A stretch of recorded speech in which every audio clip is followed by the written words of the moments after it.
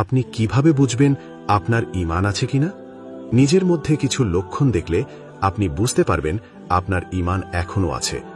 শুনুন সেই লক্ষণগুলো কি কি। 5টি বিষয়ে যদি আপনার মধ্যে থাকে তাহলে বুঝে নেবেন আলহামদুলিল্লাহ আপনার ঈমান এখনো আছে। আর যদি এই 5টি বিষয়ের মধ্যে কমতি থাকে তাহলে দেরি না করে আজই তওবা করে আল্লাহর পথে ফিরে আসুন। নাম্বার 1, আপনি যদি গুনাহ করে ফেলেন আর পরে আপনার মনটা কষ্টে ভরে যায়, আপনি আফসোস করেন, তাহলে বুঝবেন আপনার অন্তরে ঈমান জাগ্রত আছে। নাম্বার 2, যদি কখনো নামাজ মিস করেন আর আপনার মন হয় আজ কিছু একটা খুব গুরুত্বপূর্ণ মিস হয়ে গেছে, তাহলে বুঝবেন এটা ঈমানের শক্তিশালী আলামত। নাম্বার 3, আপনি যদি কুরআনের আয়াত শুনলে থেমে যান, মনোযোগ দিয়ে শোনেন, আপনার হৃদয় ঈমান দ্বারা নরম হয়ে গেছে।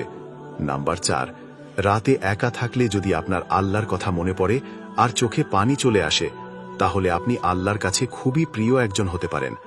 নাম্বার 5, আপনার ভিতরে যদি গুনাহ থেকে বাঁচার ইচ্ছা জাগে, আপনি নিজেকে ভালো মানুষে রূপান্তর করতে চান, তাহলে ইনশাআল্লাহ আপনি ঈমানদারদের তালিকায় আছেন। ভাই, যদি এই 5টি লক্ষণ আপনার মাঝে থাকে, আলহামদুলিল্লাহ আপনি একজন সৌভাগ্যবান মানুষ। আর যদি কিছু না থাকে, এখনই সময় তওবা করে ফিরে আসার।